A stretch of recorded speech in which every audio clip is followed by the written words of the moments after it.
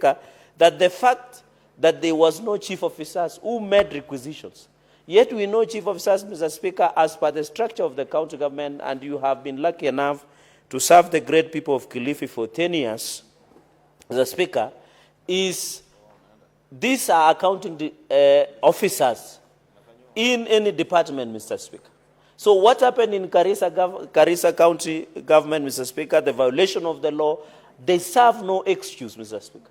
And we expect necessary agencies, including EACC and others, should have commenced investigations. Even the Garissa County Assembly should have cited governor for a violation of the Constitution and the law and forms an impeachable offense under Article 181 of the Constitution, Mr. Speaker. So, Speaker, secondly, and you know this country, Mr. Speaker, we must be careful. You know, this is bad manners, as my brother Senator Onyonga would call it. Where, Mr. Speaker, you're having 10 CCs, 10, against 30 chief officers, Mr. Speaker. One, it is not sustainable. Two, it is a violation, and it will ensure the wage bill, which has been put at a threshold of 35%, is being violated, Mr. Speaker. Why would you have 10 CCMs and 30 CEOs? It is not sustainable, Mr. Speaker. It is not even reasonable. It is not morally right. It is legally wrong, Mr. Speaker. It violates the Constitution, both the spirit and substance, Mr. Speaker. So it doesn't make sense that the Garissa County Governor, Nathif Jama, and his government can hire 30 chief officers against 10. This is, Mr. Speaker, even if you wanted to fulfill the clan politics that we know exists there, it is not the right thing, Mr. Speaker. I know it's playing for political expedience and political gallery, Mr. Speaker. 10 CCMs against 30 chief officers doesn't make sense, Mr. Speaker. And that is my point number 2. Point number 3, Mr. Speaker, I agree. Because I'll just skim through, Mr. Speaker, with indulgence by giving my colleagues the conspectus of the committee report, Mr. Speaker. Mr. Speaker, the OAG, the Auditor General, in fact, I want to request the committee, I don't know whether we'll amend, that apart from the Auditor General, we must include the EACC to investigate and do a special audit with a possibility, Mr. Speaker, of investigation and prosecution of senior county officials of Garissa County government within 6 months. Because, Mr. Speaker, from August 2022 to July 2024, Mr. Speaker, there was no chief officers in office. And therefore, it meant, Mr. Speaker, who was doing requisitions, the controller of budgets, Mr. Speaker, who was making financial requisition for the spending of Garissa County government, Mr. Speaker. And therefore, there was a possibility of mischief and mystery, Mr. Speaker, in terms of utilization of the resources within the month of August 2022 to July 2024, Mr. Speaker, where there were no chief officers. Who was doing the spending, Mr. Speaker? Who was the accounting officers? Does it mean the governor was the one doing requisition and accounting at the same time, which was a clear violation of Public Finance Management Act, Mr. Speaker, violation of the Constitution 2010, violation of county governments, Mr. Speaker, and therefore I agree that within the 6 months, the Office of the Auditor General must do a special audit, Mr. Speaker. Number 4, Mr. Speaker, is in IPPD, Integrated Payroll and Personnel Data System, IPPD. We must be told, Mr. Speaker, there are so many casual workers, Mr. Speaker, and I have a benefit of being a member of public accounts. This Garissa County, Mr. Speaker, has a very unfortunate and misnomer, Mr. Speaker, of having many casual laborers, therefore driving the wage bill beyond 35% as provided by the law, Mr. Speaker. So on this IPPD, Mr. Speaker, it is very unfortunate that, Mr. Speaker, that we must be told that why are many workers in Garissa County are being paid outside integrated payroll and personnel data system, which is IPPD, Mr. Speaker. Speaker, on the issue of technical assistance, I think that the chair has captured it very well.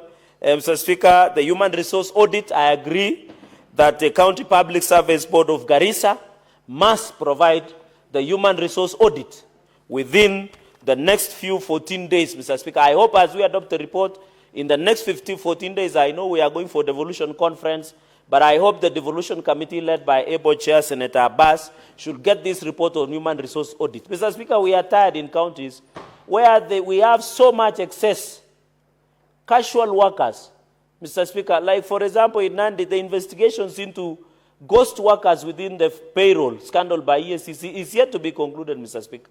You know, you find in county government, Mr. Speaker, in conclusion, is you find one person can do office cleaning, serve tea, do cleaning and serve tea, and maybe pick newsletters or pick envelopes, Mr. Speaker. But you find in counties, one person has been hired to give tea, one to provide letters, Mr. Speaker, one to do cleaning. That job can be done with one person. And that is what is killing these counties, Mr. Speaker. That is what is killing these counties. I remember, Mr. Speaker, even in Kisii, the wage bill is approaching 70%. That means Kisii County cannot be sustainable, Mr. And as a public accounts, Senator Onyonga is aware that we called to order the governor of Kisii, Governor Simba Arati, on that issue, Mr. Speaker. Mr. Speaker, number 4 is, even as you do this, human and we need an organization, organogram. That's a very big English word, Mr. Speaker. Organizational, that is Kiingereza kubwa kubwa. With your indulgence, of course, Mr. Speaker. Organogram, or the organizational structure of human resource, of the county human resource. Because we want to see the human resource policy of Garissa County, Mr. Speaker. Number 5, Mr. Speaker, is on the issue of wage bill. The chair has captured. I don't need to belabor that point, Mr. Speaker. The last 2 points, Mr. Speaker, is on the chief officer, Mr. Speaker, and as a house. You know, Mr. Speaker, the other day we were fighting. The majority leader was leading us to push for more resources to counties. We wanted 465 billion to go to counties, Mr. Speaker, but we agreed on 415 billion, Mr. Speaker. We are fighting so hard. Nandi has received an increment of almost 1 billion shillings, Mr. Speaker. But we are not seeing roads, feeder roads. We are not seeing drugs in Kapsabet County Referral Hospital and other. Mr. Speaker, our roads, Mr. Speaker, even in Sopa Songo ward, in Chepterwai ward, all the wards that you have Nandi, Mr. Speaker, we are not seeing that value for money. Yet we fight here, Mr. Speaker. We fight very hard, Mr. Speaker, to ensure that, but you see, Garissa County government must be called to order, including led by Governor Natif Jamba. That how do you get 10 CCMs and 30 chief officers? It is not even justifiable. We need to see the justification why you need 30 chief officers against 10 CCMs. And this is bad manners that we discourage counties, Mr. Speaker. These are people. The county government of Garissa and the governor is giving devolution a bad name, Mr. Speaker. Because whenever we want, and I remember, Mr. Speaker, in conclusion, I was chit-chatting with a number of members of National Assembly who are my proteges in legislative arena, Mr. Speaker. And they were asking me, why don't you pass the CDF? Because CDF can be seen. They said in Kiswahili, with your indulgence, mambo ya CDF inaonekana kwa ground. But why don't we see the money for counties? It is because of such bad manners, where you are hiring 10 CCMs and 30, and this must be stopped. Number 5, Mr. Speaker, which is very important. Who was withdrawing and who was making financial requisitions in Garissa County? In Garissa County, Mr. Speaker, in Garissa County, who was doing the financial requisitions that were being done in Garissa for those many months, Mr. Speaker? We need to be told, Mr. Speaker. We need to be told. I want to conclude, Just Mr. a Speaker. minute, Senator Chalagay. What is your point of order? Wakili Sigay. Senator Wakili. Mr. Speaker, I rise past 1 to Standing Order 92. I do not know whether you heard the Honorable Senator Cherarkey speaking in a language that does not belong to this House. Mr. Speaker, he said, Otare. And Mr. Speaker, that is not a language that this House has.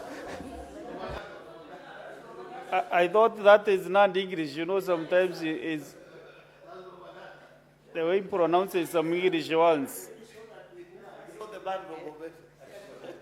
Mr. Speaker, with your indulgence, I didn't use Mr. Speaker unless it escaped my... what you have seen. Mr. Speaker, maybe, Mr. Speaker, with all indulgence, I think Senator Wakili Hilary Sigay must be, you know, he thinks in Kipsigis or Kalenjin fast before translating to English, so I allow him to do that, Mr. Speaker.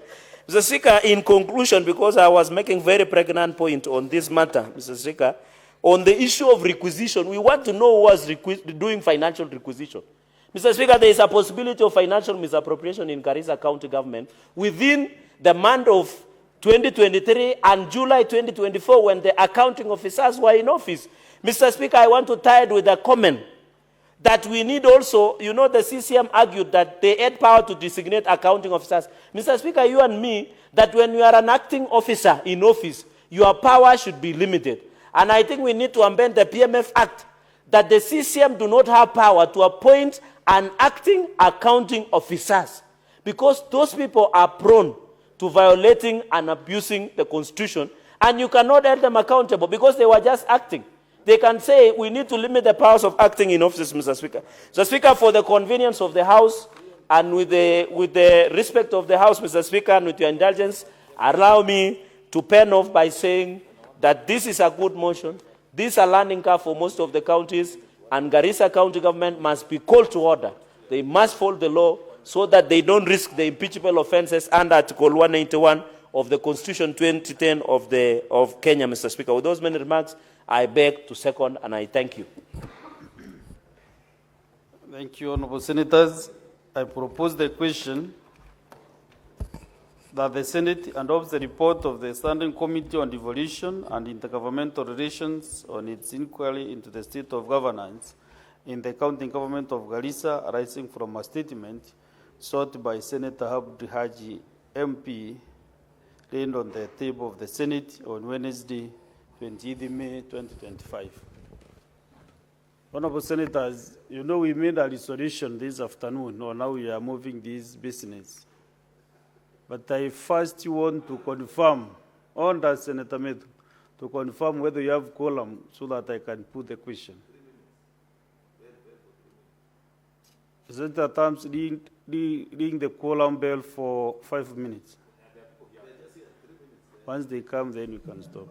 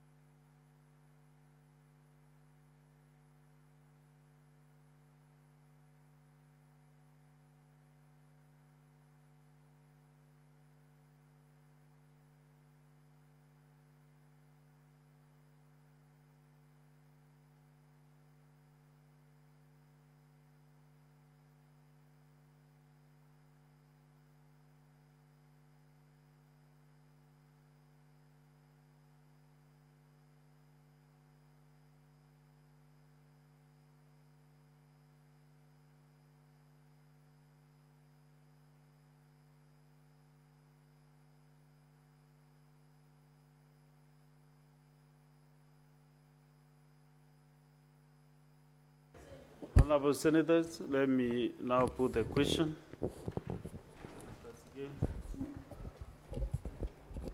Honorable Senators, I put the question that the Senate adopts the report of the Standing Committee on Devolution and Intergovernmental Relations on its inquiry into the state of governance in the county government of Garissa, arising from a statement sought by Senator Abdu Haji, MP, laid on the table of the Senate on Wednesday, 20th May 2025. Will as many as of that opinion say aye? Aye. Will as many as of the contrary opinion say nay? The ayes have it.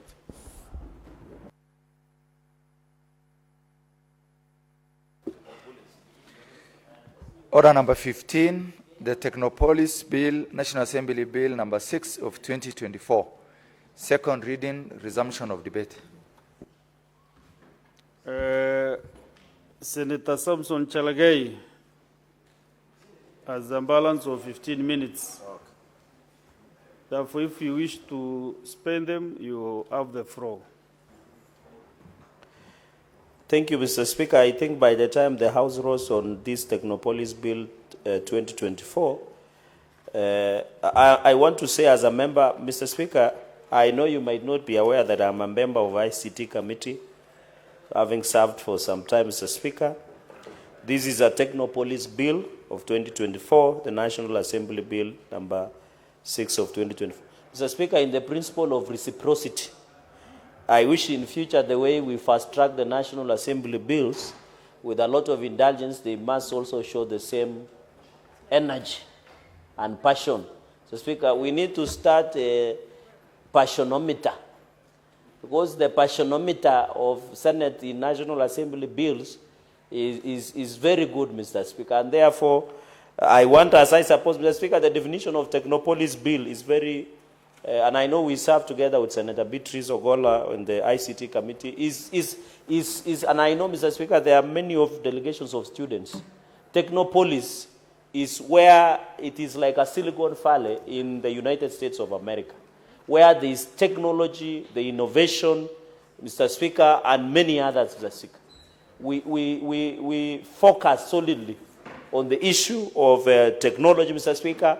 I know these generations, who have even some of them, we are visitors, and a number of the table of clerks, apart, of course, from Senior Mohammed, a number of them has been born in a technology era, including you as truly, Mr. Speaker. So the passage, and we had a big push and pull. I remember Senator Karen Nyamu at some point wanted to propose a bill on artificial intelligence. And the position that, in my opinion... Thank you. I don't know, when I mentioned Senator Karen Nyamu, the microphone went off. Mr. Speaker. And she wanted to bring a bill of artificial intelligence. And at that point, Mr. Speaker, we were of the opinion that you cannot regulate AI. Artificial intelligence is a moving target. The technology of today, by tomorrow, is obsolete, Mr. Speaker. So I think, Mr. Speaker, on this Technopolis Bill, we must be in place to ensure, Mr. Speaker, that we focus. The only problem, I have seen a number of problems, that allocate land to investors in a Technopolis, Mr. Speaker. I don't see it makes sense. What business does Technopolis have to do with allocating land? Mr. Speaker, this should be struck off, Mr. Speaker.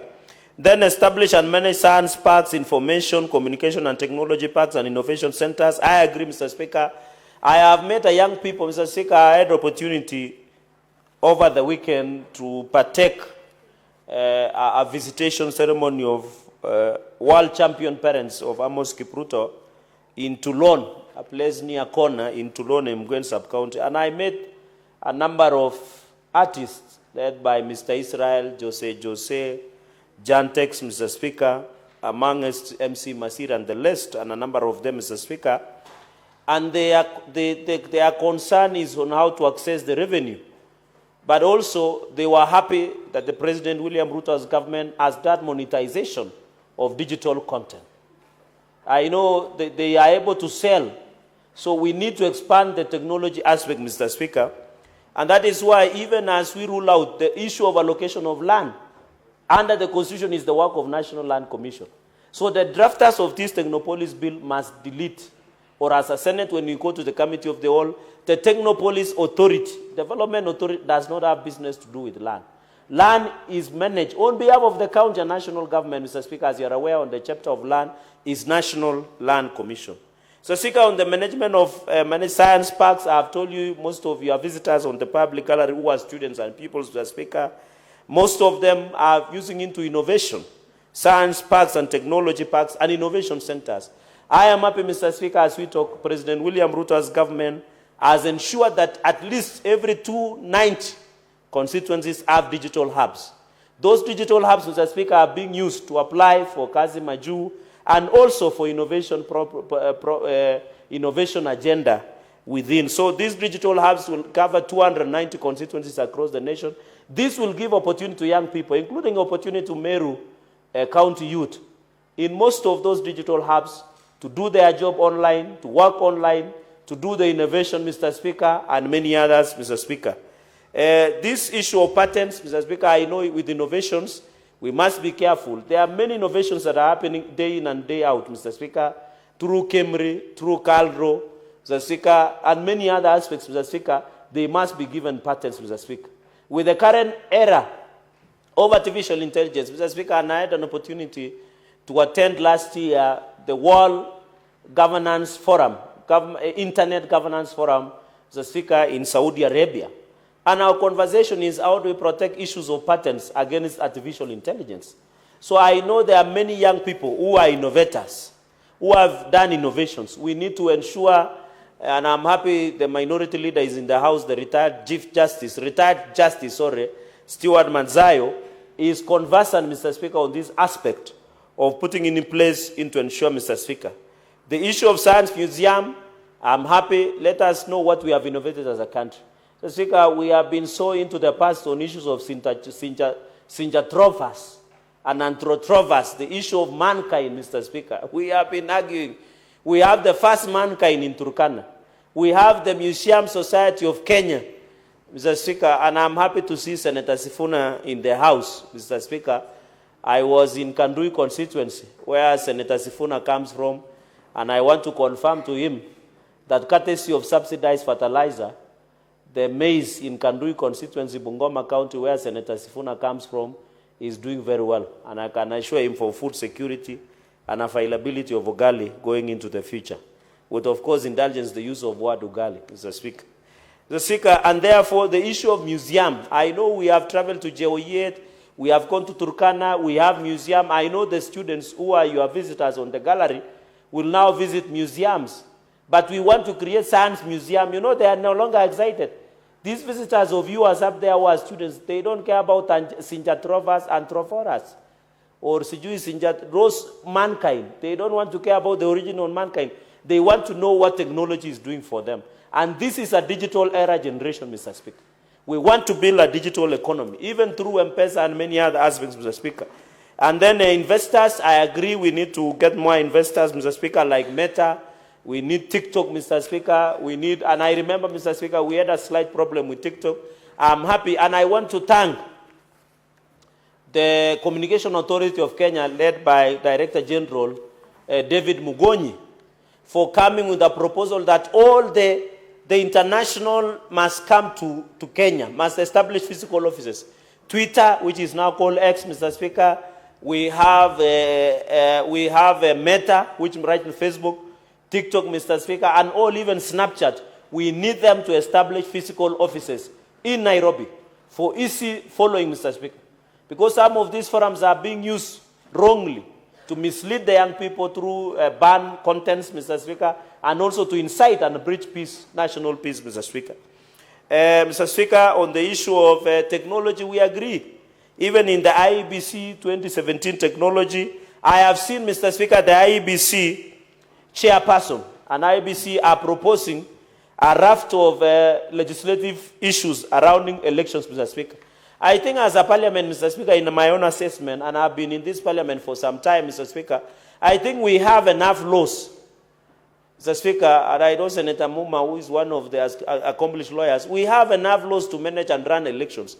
I think what IEBC should be doing at the moment is to lay the groundwork in terms of limitation of boundary, Mr. Speaker, in terms of ensuring continuous registration of voters, and to ensure the by-elections are done in more than many constituencies and counties that do not have representation in this country, Mr. Speaker. So the work of IEBC is well cut out. They don't need to bother the country with legislative interventions or policy interventions at this point in time. Because as a parliament, Mr. Speaker, I want to assure IEBC we have done proper legislative and policy framework that needs the IEBC commissioners to settle down, Mr. Speaker. I know they want to issue of technology. We are willing to, we have amended the law, Mr. Speaker, to ensure that we put in place the aspect of technology in terms of running elections. So the IEBC should rest easy. and focus on the hardware of ensuring that we have credible, proper, and verifiable elections in 2027. And I'm happy, Mr. Speaker, Mr. Speaker, IEBC now is in place. So now the focus, Mr. Speaker, the focus should be proper, Mr. Speaker. And I've seen since, Mr. Speaker, on a lighter note, as I finalize with my final point, that since IEBC came into place, Mr. Speaker, the opponents of President William Ruto have gone silent because they have realized the real game has just begun. They have now become confused than ever, Mr. Speaker. Mr. Speaker, number 6 is on the role of the county government. We need to enhance in this bill, Mr. Speaker. Let us put its focus, establish a special purpose vehicle as may be necessary for the discharge of its functions. The KRA, Mr. Speaker, I think the work of KRA is what cut out. What does Technopolis Development Authority is doing, Mr. Speaker, is not right.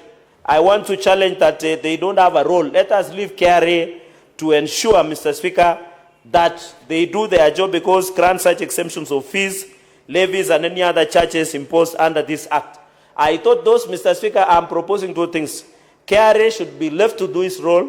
And number 2, Mr. Speaker, we normally pass finance bill every financial year. I want to challenge, Mr. Speaker, that these finance bills must and should be passed, Mr. Speaker, should be allowed.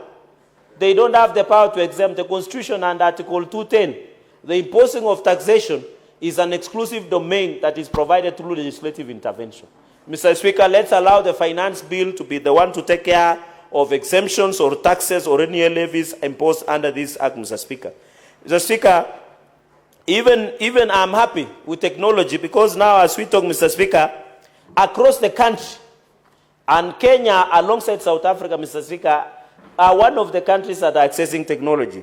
Mr. Speaker, and therefore I'm happy to report that under President William Ruto's government, Mr. Speaker, 24,000 fiber optic cable has been laid across the country. This will ensure accessibility of internet. The only problem I have, Mr. Speaker, and I know the ICT committee, in conclusion, the cost of internet charges in this country is still very high. The Safaricom, the Airtel, and other even Telecom, Mr. Speaker, the cost of internet is still very high. The cost of bundles. Mr. Speaker, whenever you buy, for example, under Safaricom, you buy a bundle of 9.99 shillings. You get 10 GB. Mr. Speaker, why does it have to expire after 7 days? Yet it is something you have bought it. Mr. Speaker, there is something, we must reform the issue of internet, Mr. Speaker. Because when I buy 10 GB for almost 1,000 shillings, why should it expire and it is my bundles? Mr. Speaker, Safaricom and other agencies must be called to order. There should be no expiry on something you have bought, Mr. Speaker. And I'm happy the Deputy Party Leader of ODM is here and is very passionate on issues of ICT, Mr. Speaker. Senator Utsosi and my good neighbor of Vihiga.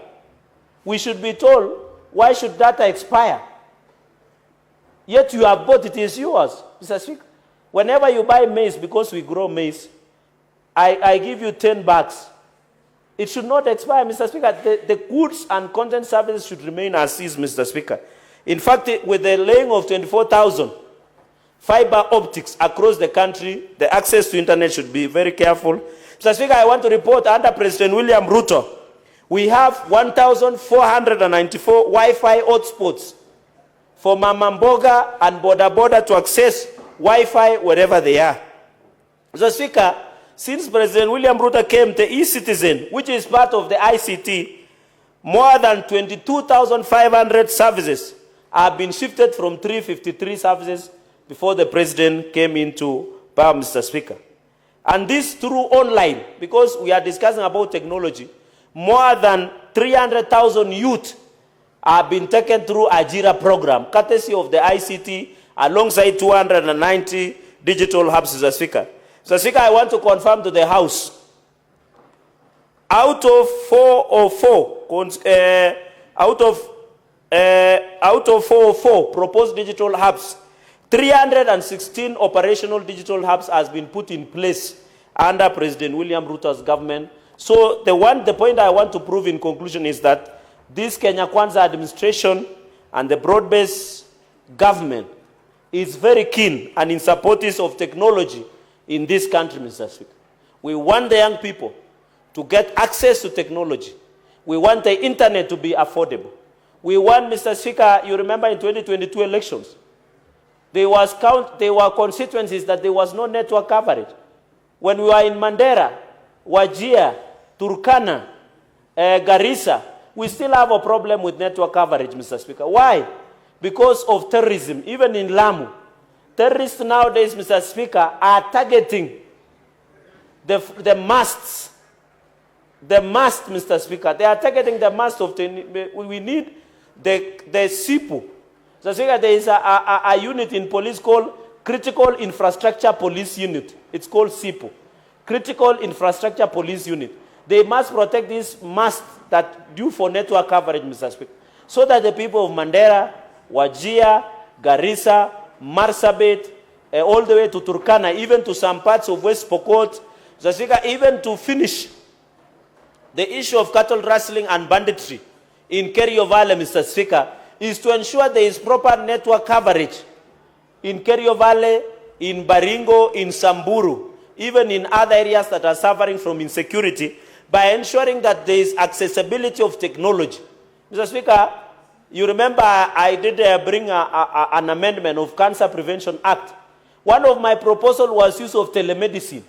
It doesn't make sense, Mr. Speaker, to have a cancer patient or our patients traveling all the way to India to get medical care. One, we are losing resources, taxes. Number two, we cannot hire enough doctors. Mr. Speaker, why don't we use telemedicine, courtesy of this technology? You are somewhere in Vihiga, you are somewhere in Kisumu, you are somewhere in Lamu, in Homa Bay, in Nairobi, in Kilifi, in Nyamira, Mr. Speaker, in Nairobi, you are in Meru, somewhere in, not Katwana, Katwana is in Taraka, in Makutano, Mr. Speaker, where I think Antibaiju, where we went with you, Mr. Speaker, why don't you go to a hospital in Meru, in Kapsabet? Use telemedicine, Mr. Speaker, because I've seen my time is spent. Allow me,